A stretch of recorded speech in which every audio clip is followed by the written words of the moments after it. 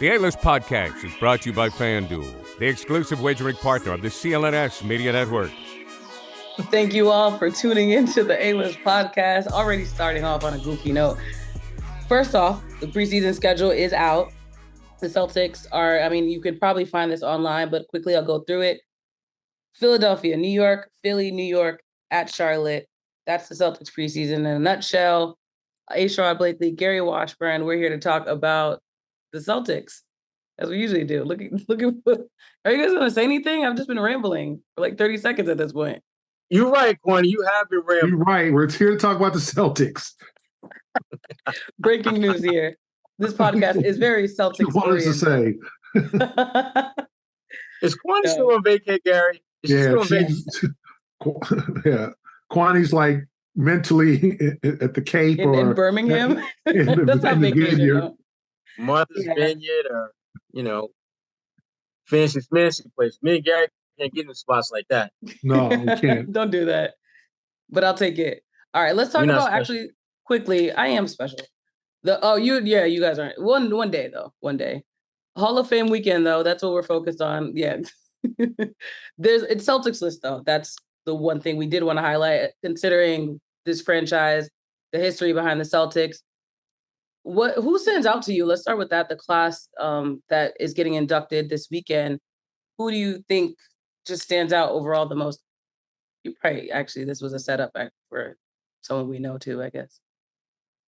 Well, you look at the class. I think you got to look at Greg Popovich as the one guy who, you look at the impact that he's made on just his particular role as an NBA head coach. It's just phenomenal. You look at the way they were able to transition from one great, once in a lifetime type of player with David Robinson to another one in Tim Duncan, and to still, be relevant for a number of years afterwards. Obviously, they've hit a bit of a lull the last 4 or 5 years, but Greg Popovich is one of the all-time great coaches, and it's good to see him finally get his flowers and be among the all-time great coaches. Because when you look at if you were to put together like a Mount Rushmore of NBA head coaches, I think it's hard not to think about Greg Popovich as being one of those on that force.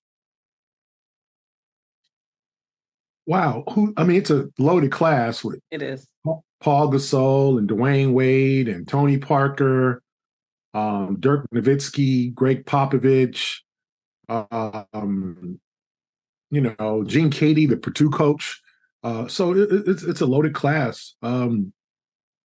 I guess Dirk probably stands out because of just the international, he set the tone for the international kind of revival in the late 90s coming over and now. And then if you look at the drafts after Dirk in 98, there was just littered with international players, and there was kind of like a invasion in a sense, like the Beatles invasion, and then if you look at the Beatles in the mid-'60s, there was, 20 new groups from England that were hitting, there was all these knockoffs. And the same thing with Dirk. There were all these Dirk knockoffs, Nikolai Chavitsky, and there were all these Euro guys who never really quite made it.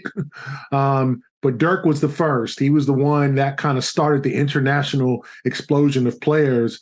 And to see him 20 years with the Mavericks winning a championship, just obviously revolutionizing the game for the four-man, kind of one of the first of the generation of finesse fours. If you want to include like Garnett in there, you can, but I think Garnett was a little bit more physical, a little bit more of a force in the paint. But Dirk was the guy who was going to take you outside, hit that one-footed step back jumper, hit the three, attack the rim. Like, he was all around, and it kind of revolutionized the game, for power forwards now. Power forwards now play like Dirk Nowitzki as opposed to playing like Rick Mahorn or some of these guys of the older generation who were just big behemoths and rebounders and guys clearing out space. So I think of Dirk Nowitzki. Obviously, we can talk about, it's going to be a Miami Heat love fest with Dwayne Wade there, and I'm sure LeBron is going to be there. It's going to be a star-studded Hall of Fame with all the guys that are going to be in. They're going to check out all the Spurs folks that are going to be seeing, Tony Parker get in addition to Pop. All the Lakers, and still kind of the ghost of Kobe with Gasol getting in, one of his closest friends and team. It's going to be an emotional weekend, but this is always fun. And I'm glad that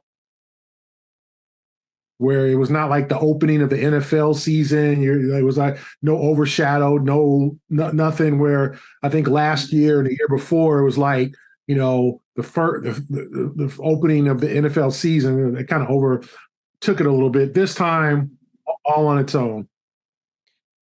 That was your hood history lesson with Gary Washburn. But what we were highlighting earlier and the tying back the point is the fact that this is a Hall of Fame class with no former Cs that are getting inducted. So from your two perspectives, do you think it's a fluke or a beginning of the Boston representation when you think about Hall of Fame contenders? This is the beginning of the drought. This is the beginning of the drought for Celtics fans, because when you think about Hall of Famers at this point in time, you got to think about players from the 90s to 2000 to 2010s. And you go back to the 90s, and this is courtesy of Gary Washburn Hood Stats. Hey. 7 of the 10 years within the 90s, the Celtics didn't even make the damn playoffs.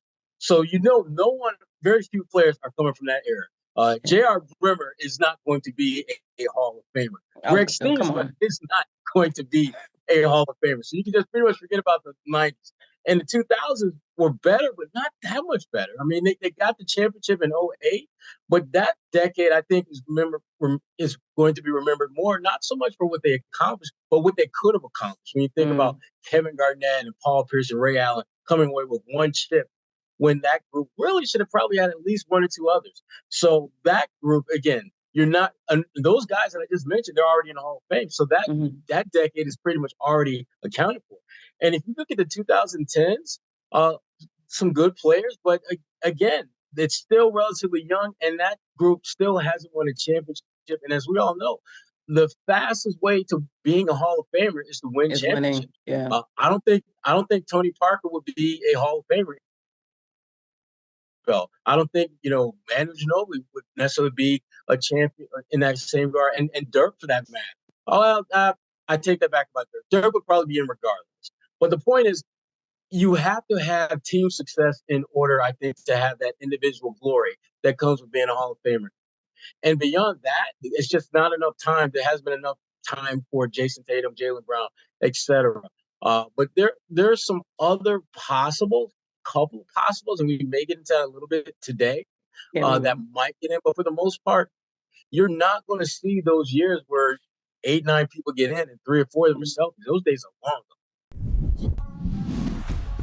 Football season is about to kick off, and FanDuel is giving you the chance to win all season long. Right now, when you bet on a Super Bowl winner, you can get bonus bets every time they win in the regular season. Just pick any team to win the Super Bowl, and you'll get bonus bets for every victory. I wonder how many people are going to bet on the Patriots. You can use your bonus bets on spreads, player props, over-unders, and more. So visit FanDuel.com/Boston and start earning bonus bets with America's #1 sports book. That's FanDuel.com/Boston. Gary, what do you think? Yeah, it's going to be a drought. I mean, until the fact is that what you had was you had the Celtics rely on veterans for a long time in the big three in terms of Garnett, Pierce, and Allen. And then in 12-13, so 10, 11 years ago, those guys all left, were traded. Allen signed with Miami. And so all those guys end up retiring and, getting into the Hall of Fame eventually with Pierce and with, all those guys. So now you have this gap, right? And you just have, they went completely young. So to me, it's just not going to be, it's going to be a while because you don't have any real veterans. Like, Marcus Smart was kind of the first of the new generation. Marcus is now gone. poor And no little shade, Ricky. but he's not going to be in the Hall of Fame. No. So. But so you got all due Jason. respect, said Kwani. With all due respect. Respectfully. You got Jason and Jalen. I'll be in what, 10, 15 years, 20 years? Jason's 25 and Jalen's 26. So that's going to be a while. So you don't have any like 34, 30. You don't have any cusp Hall of Famers. You don't have any guys, it's just going to be a while before you might have a player who might have had a cup of coffee with the Celtics, something like that. Get in, but not what you would say a true original Celtic. I don't think that's going to happen for a while.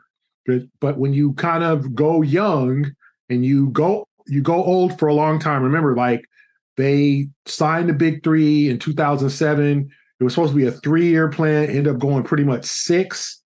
And then they did a complete rebuild where Doc left and Ray ended up leaving. And Paul and Kevin went to Brooklyn, got traded to Brooklyn for all those draft picks. The Celtics just started over. So there's who are we talking about here? There was no heir apparent to Kevin, Paul, and Ray. So it's just going to be a long gap before you see one of your favorite Celtics in the Hall of Fame. And I'm talking about like, 10, 12 years, because unless you're talking about somebody who might have, had a cup of coffee with the Celtics, spent a year with them. And I really can't think of anybody like right now off the top of my head, but like a true Celtic, a drafted, or someone who played 7, 8 years in Boston. That ain't happening for a while. Let's play a game then of who's got next. I'll say a Celtics player, former player or executive's name, and you tell me whether or not that person is definitely in, definitely out, or try again later. Let's, we'll circle back with them. So first one is Reggie Lewis. Don't go silent on me now. Or you good? I thought Gary was going to go first just because Gary's done a lot of. Yeah. Reggie's a little bit better than I do. Plus, you're older and closer to him in age. Not older. Goodness gracious. Yeah, I don't think so. I think it's a tough situation. It's still a kind of a controversial situation of whose fault was it, and there was a lot. There was a lot that went on there, and obviously, he was kind of he perished in the middle of his career.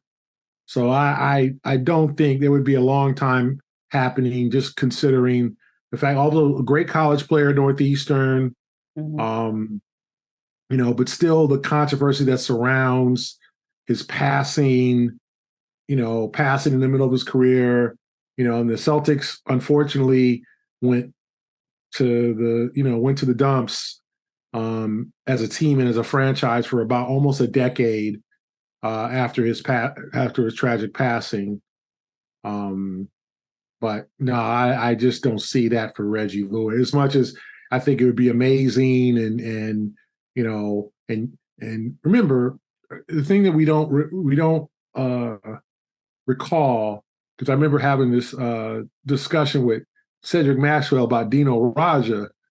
And he was just like, how the hell Dino Radja made the Hall of Fame? What the hell is going on here? This is not the NBA Hall of Fame. This is the Naismith Hall of Fame. So college is taken into account, high school is taken into account, international competition. So you see great international players that didn't have great NBA careers like Dino Radja, but that guys were Dino was part of, like the Yugoslavia, great resurgent Yugoslavia team. And or you look at like Manu Ginobili, people are like, well, he wasn't a real Hall of Famer. He was a good player for the Spurs, but remember, like he was on that team that beat the US in 2004, and was a great international player. So international is taken into account. High school and college is taken into account. So you look at some of the people that have gotten in, and you take all encompassing. So a guy like Dino Radja, and Max looking at me like, well, shoot, why am I getting a call? Where's my Hall of Fame check? When I'm getting that call? when I'm heading Springfield, when I get my limo, it was like they take into account, and Max, he sure hell said that. Oh, I know him. Yep, I know. I heard him say it as you were saying it too. But they take into account, I think people have to understand, it's a Naismith Hall of Fame. So it's all-encompassing basketball. High school, if you had a great high school career, that might help your resume. I remember, Mitch Richmond, people were like, well, he's a borderline, but Mitch Richmond led Kansas State to the Elite Eight, and they hadn't been there in decades. Like, that's another chip on your, resume, is what you did in college. So,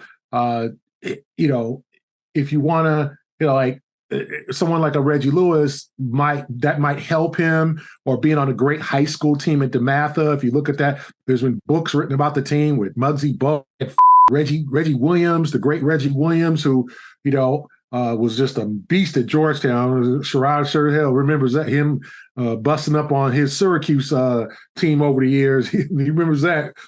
Reggie was real. I mean, and you could maybe include that too. But these are your hiring goals, they say. They're very aggressive, but when everyone looks to you, you're calm. Why? Because you don't need a miracle, you need Indeed. Indeed is a hiring platform where you can attract, interview, and hire all in one place. Instead of spending hours on multiple job sites searching for candidates with the right skills, Indeed's a powerful hiring platform that can help you do it all. They streamline hiring with powerful tools that can help you find your matched candidates. With Instant Match, over 80% of employers get quality candidates whose resume on Indeed match their job description the moment they sponsor a job. Candidates you invite to apply are 3 times more likely to apply to your job than candidates who only see it in the search. Indeed does the hard work for you, and they show you candidates whose resume, once again, on Indeed, fit the job description immediately after you post so that you can hire faster. Even better, Indeed's the only job site where you only pay for applications that meet your must-have requirements. Indeed is an unbelievably powerful hiring platform, delivering 4 times more hires than all other job sites combined, according to CLNS in 2019. You can start hiring now with a $75 sponsored job credit to upgrade your job post at Indeed.com/A-list. Offer good for a limited time. Claim your $75 credit right now at Indeed.com/A-list. Once again, Indeed.com/A-list, and show that support by saying you heard this on the podcast. Indeed.com/A-list. Terms and conditions apply. Need to hire? You need Indeed. It's just the Hall of Fame is difficult. Like, it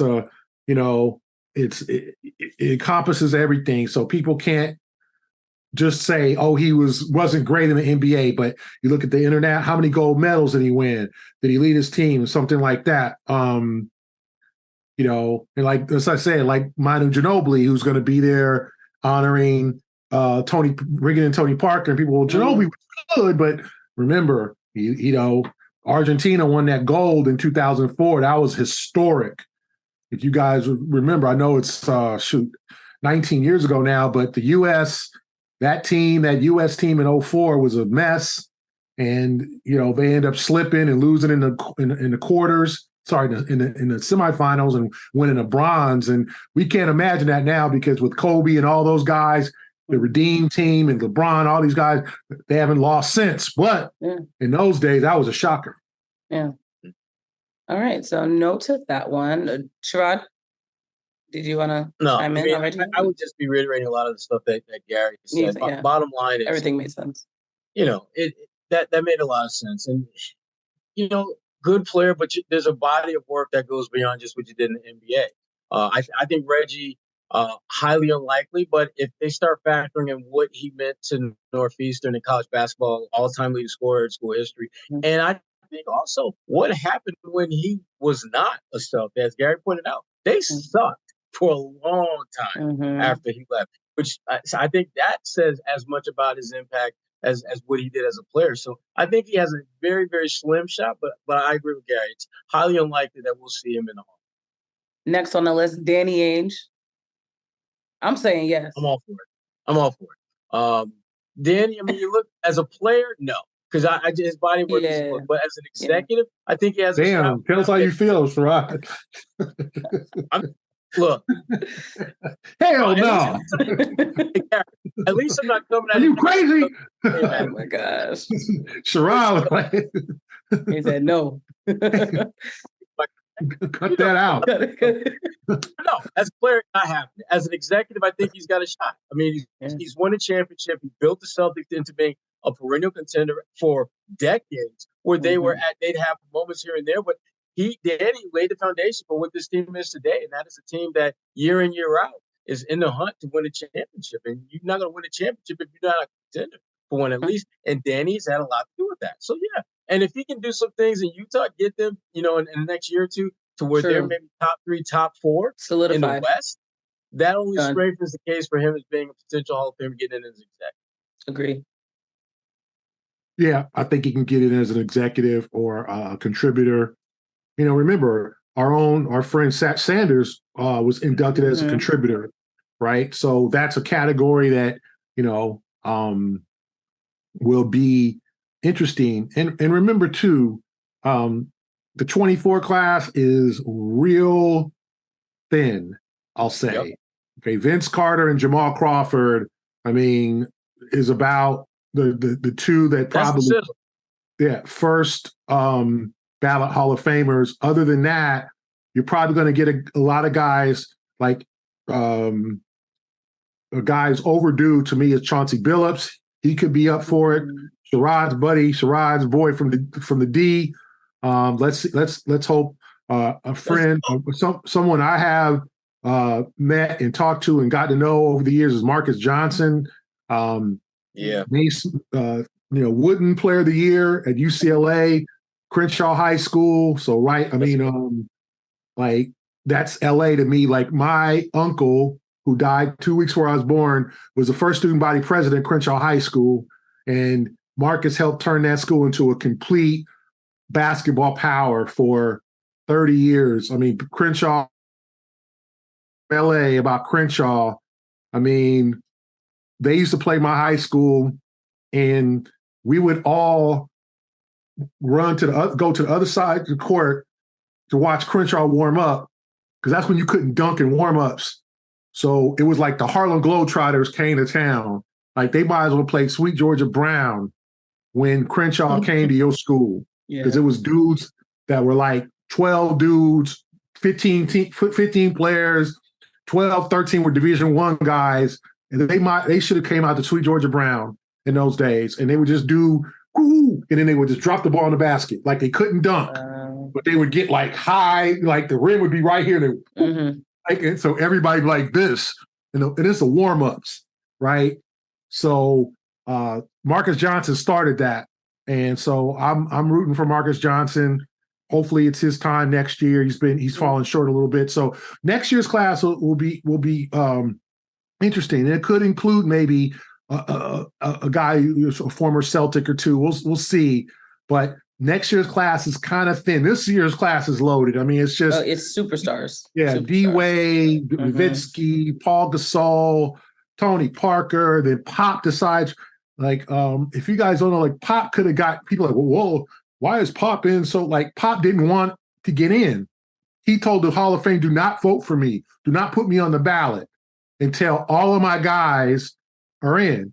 So he waited for Duncan to get in, Ginobili, Parker, now, and then I think Jerry Colangelo, kind of the Hall of Fame president, was like, Pop, you just it this is ridiculous sense. now. Yeah, you make you're tripping. You got it. So he finally decided when his last guy, Parker, is up, that he's getting inducted. So it'll be interesting, special night for the Spurs, obviously, with Parker and Coach Pop getting inducted. But hopefully some guys who have been like Chauncey Billups, I think, who have been overlooked will get in, because this is just one of those current classes that is not all that strong in 24. Yeah. All right. Final person, Doc Rivers. Count it. Could be spicy. Count it. Count it. Lock it in. He's really confidently. It's not going to be debatable. He's one of the top 10 winningest coaches all time. That's going to get him in. He's got a championship. check that box. Now, when he has 3-2 series leads, things don't really go on like great for him. Yeah. But at the end of the day, you look at his total wins, you look at the fact he's got a championship, that's going to get him in. To me, Doc is a no-brainer. It's not a question of if but when. Is he going to be a first ballot? Is he going to get on the first ballot? And I don't think he will, but Doc will eventually be in the Hall of Fame. I have absolutely zero doubts about that. Book it.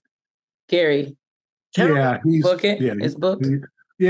Just his overall impact on the game. That's a good point. Yeah. And the fact that, been in several championships. And as I said, I think the biggest regret, and I'll just say this for Celtic fans, like that 2010, I mean, and I said that was Kobe's greatness in Game 7 when he was 6 for 24 from the field, but he ended up getting to the free throw line, and then the Celtics got kind of tired. Like that whole, if they win that series and they get 2 chips in 3 years, everything, the perception of the Celtics and the big three changes because you got 2 championships. And then remember, the year before, Garnett got hurt. So they got eliminated by Orlando because Garnett wasn't 100%. So, and then if you recall, and I know it's 13 years ago now, but Perk tore his ACL in Game 6. And that affected everything. But they had a chance to win Game 7. That's a 30 for 30, that Game 7, where they played so well the first 3 quarters and then got tired. I remember Rasheed just asking out. I mean, Rasheed, and we all know Rasheed wasn't in the greatest shape during his time with the Celtics or whatever, but he tapped out of that game. But that's just, if they win that Game 7, and now, and that adds to Kobe's resume. Kobe bringing it home, so that's on Kobe. So it's all time great Kobe moment. But man, I'm sure the big three, whenever they get together, I don't care if Ray's there or not, I'm sure they lament losing that Game 7 because that changes the whole image of the big three. When you win 2 chips instead of 1, that's amazing. So Doc definitely gets in, but I'm sure he laments and thinks about that every day. I think there's I think Pop, because obviously Miami came back in 2013 and beat the Spurs in 7. That incredible shot by Ray Allen and all that. And there'll be jokes made in the speeches about that. Pop asked Doc, how long does it take to get over a Game 7 loss? And Doc says, you don't. It's just something you wear it like a scarlet letter, you wear it forever. Mm-hmm. So if you're Doc and the Celtics, they regret that 2010. I still think about that, just them kind of giving away Game 6. People don't really talk about the Game 6. I think they scored 67 points in that Game 6. They just handed it to the Lakers. They had 2 to win 1. So, but Doc, considering his impact on the game, yes, he is a lock to get into the Hall of Fame. Well, there you have it. We have more that we can talk about, but I think we can save this for next week. I will mention, though, the reports that Kristaps Porzingis will miss the FIBA World Cup in the start of the NBA season as well with a foot injury, and then O'Shea Brissett will reportedly be rehabbing his knee instead of playing for Team Canada. So next week, I think we can go into a little more depth about what effects this will have on the Celtics starting off the season. But I think this was a good Hall of Fame recap episode. Really like that game. Shout out to Sherrod picking that one out. But until next week, this is the A-List Podcast. I'm Kwani Lunis, Sherrod Blakely, Gary Washburn. We appreciate you listening. And as always, we'll be back next week. So stick around. Sign up at FanDuel.com/Boston and make every moment more on America's #1 sportsbook.